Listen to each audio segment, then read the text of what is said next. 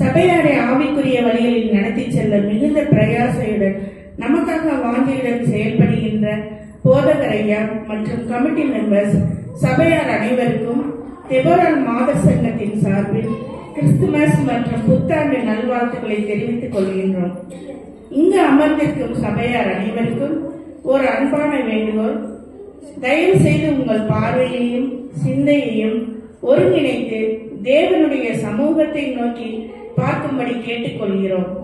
இப்பொழுது உங்கள் அனைவரையும் தெபோரால் மாதர் சங்கத்தினர் நியாயாதிபதிகளின் காலத்திற்கு அழைத்து செல்ல போகிறோம். எங்களுடன் பயணிக்க தயாராகும்படி கேட்டுக்கொள்கிறோம். என்ன, நீங்க தயாரா இருக்கீங்களா? இந்த உலகத்திலே ஆணும் பெண்ணும் தோன்றினது முதல் பெண்களுக்கு முழு உரிமை கொடுக்கப்படவில்லை.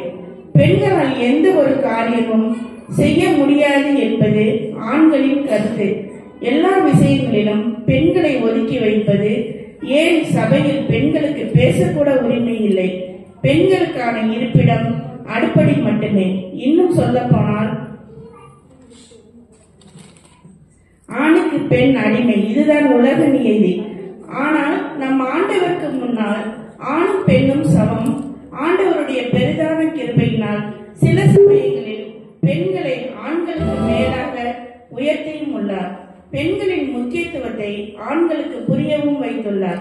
நீங்கள் இப்பொழுது ஆண்டவரின் பெரிதான கிருபையினால் உயர்த்தப்பட்ட இரு பெண்களின் தைரியம் மற்றும் விவேகத்தினால் கானானியரிடம் அடிமைப்பட்டிருந்த இஸ்ரவேல் ஜனங்கள் எப்படி மீட்கப்பட்டார்கள் என்பதை இப்பொழுது பார்க்க போகிறீர்கள். நியாயாதிபதிகளின் காலம் 4வது அதிகாரம் 1 முதல். ஏகூத் மரணமடைந்த பின்பு இஸ்ரவேல் புத்திரர் திரும்பவும் கர்த்தரின் பார்வைக்கு பொல்லாப்பானதை செய்து வந்தார்கள். ஆகையால் கர்த்தர் அவர்களை ஆத்சோரில் ஆள்கிற யாபின் என்னும் கானானியருடைய ராஜாவின் கையில் விற்று போட்டார். அவனுடைய சேனாதிபதிக்கு சிசேரா என்று பெயர். அவன் புறஜாதிகளின் பட்டணமாகிய ஆரோசேத்திலே குடியிருந்தான். அவனுக்கு 900 இருப்பு ரதங்கள் இருந்தது. அவன் இஸ்ரவேல் புத்திரரை 20 வருஷங்கள் கொடுமையாய் ஒடுக்கினான். இஸ்ரவேல் புத்திரர் கர்த்தரை நோக்கி முறையிட்டார்கள்.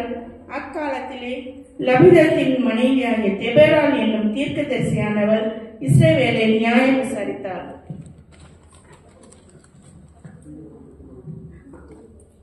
அவள் எப்ராயிம் மலை தேசமான ராமாவுக்கும் பெத்தேலுக்கும் நடுவில் இருந்த தெபோராளின் பேரிச்ச மரத்தின் கீழே குடியிருந்தாள்.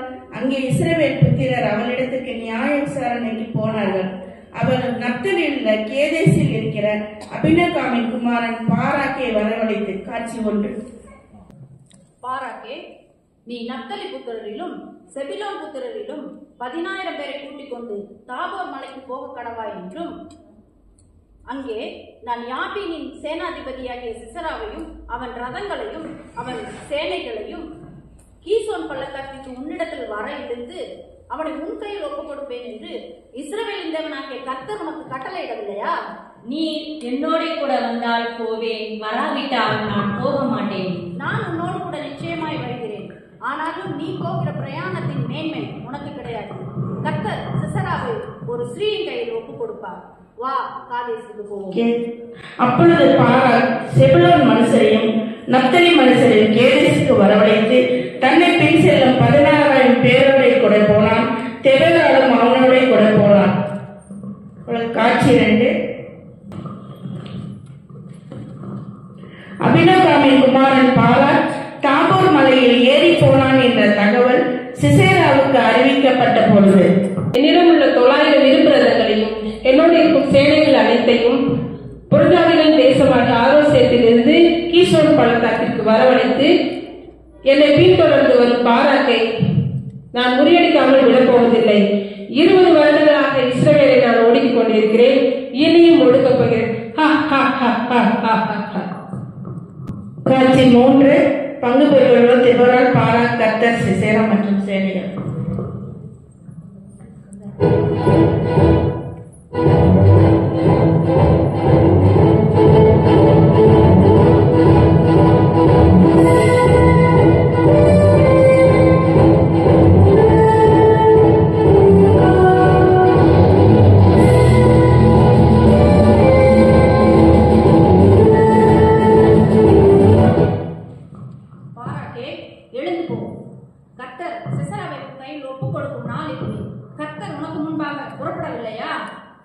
பாராக்கும் அவனுடைய சேனைகள் 10,000 பேரும் தாபோர் மலையிலிருந்து கீசோன் பள்ளத்தாக்கிற்கு இறங்கினார்கள்.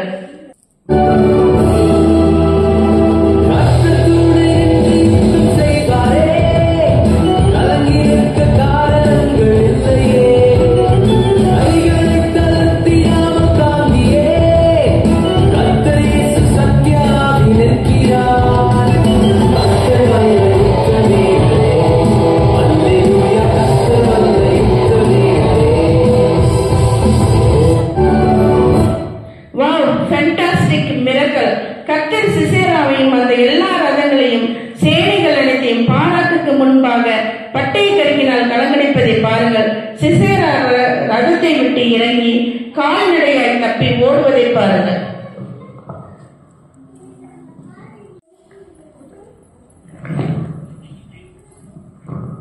உள்ளே வாரும் என் ஆண்டவரே, என்னண்டே உள்ளே வாரும், பயப்படாதே.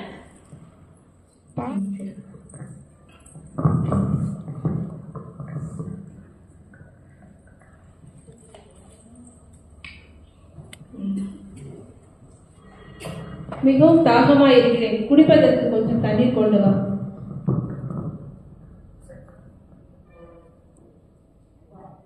என் ஆண்டவரே, இதோ இந்த பாலை குடி.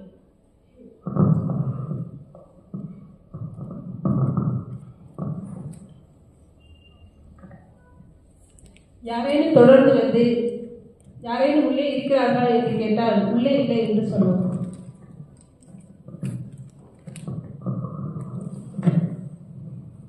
மனைவியாகிய ஒரு கூடார ஆணியை எடுத்து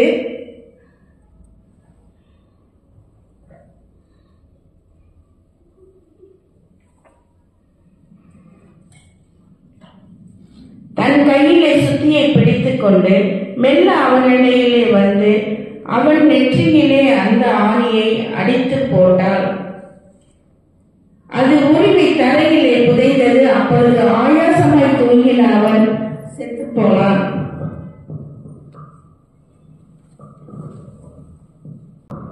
இருபது வருடங்களாக இஸ்ரவேலை ஒடுக்கின சிசேராவை கர்த்தர் என் கரத்திலே ஒப்பு கொடுத்தார். பின்பு சிசேராவை தொடர்ந்து பாராக் வந்தான். அப்பொழுது யாகேல் வெளியே அவனுக்கு எதிர்கொண்டு போய், நீ தேடுகிற மனுஷரை நான் காண்பிப்பேன். அவன் அவரிடத்துக்கு வந்தபோது இதே சிசேரா செத்து கிடந்தான். ஆணி அவன் பொட்டில் அடித்திருந்தது. இப்படி தேவன் அந்நாளிலே கானானிய ராஜாவாகிய யாபீனை இஸ்ரவேல் புத்திரருக்கு முன்பாக தாழ்த்துவதற்கு தெபோராளையும் யாகேலையும் பயன்படுத்தினதை பார்க்கிறோம். கர்த்தருடைய நாமத்திற்கு மகிமை உண்டாவதாக.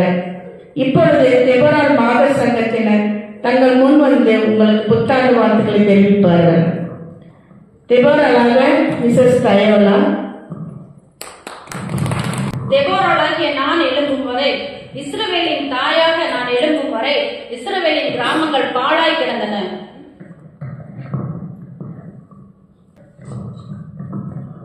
யாகேலாக மிஸ்ஸஸ் ஆனந்தி. யாகேலாகிய நான் ஆசீர்வதிக்கப்பட்டவள், கூடாரத்தில் வாசமாய் இருக்கிற ஸ்திரீகளுக்குள்ளே நான் ஆசீர்வதிக்கப்பட்டவள். பாராக்காக மிஸ்ஸஸ் சாலினி. இஸ்ரவேலின் தேவன் என்றைக்கும் இஸ்ரவேலோடு கூட இருக்கிறார் என்பதை இதன் மூலம் அறிந்து கொண்டேன். சிசேராவாக மிஸ்ஸஸ் ரேச்சல் இருந்தார். இஸ்ரவேலின் தேவனாகிய கர்த்தரே தேவன் என்று இந்த நாளில் நான் உணர்ந்து கொண்டேன். கதை வசனம் இயக்கம் மிஸ்ஸஸ் ஏ.கே. செல்வி.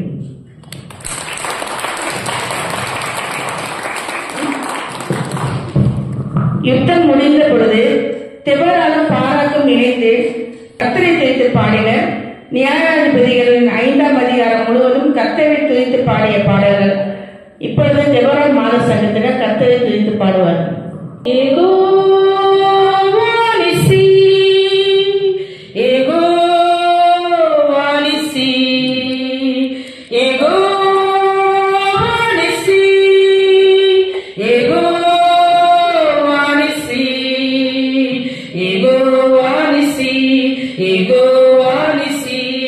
Ego